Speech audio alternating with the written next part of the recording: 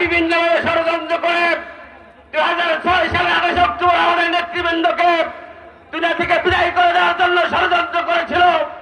সেটা না পরে পরবর্তী সময়ে যুদ্ধ এবং অপরাধ বিষয়কে সামনে নিয়ে আমাদের নেতৃবৃন্দকে তারা ফাঁসিতে ঝুলিয়েছে। আমাদের নেতৃবৃন্দের বিরুদ্ধে হাজার হাজার মামলা দিয়ে তারা জেলে পড়েছে। আজকের প্রধান অতিথি তাদের শাসনামলে দীর্ঘ সময় কাটিয়েছে জেলের ভিতরে। সম্মানিত ভাই বন্ধুগণ, আমরা স্পষ্ট বলতে চাই, আমরা আদর্শের রাজনীতি করি, ইসলামের রাজনীতি করি। রাসূল সাল্লাল্লাহু আলাইহি সাল্লাম যে আদর্শ আমাদেরকে শিখিয়েছেন সেই আন্দোলন করি।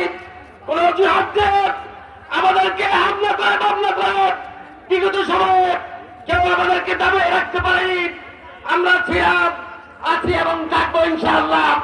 সম্মানিত ভাই বন্ধুগণ, আমরা স্পষ্টভাবে বলতে চাই, এই আদর্শ বিপ্লবে যারা জীবন দিয়েছে উদ্দেশ্য ছিল বৈষম্য বিরোধী একটা দেশ গঠন করা। আমরা দেখতে পাচ্ছি বলবল আজকে যে যারা সন্ত্রাস করত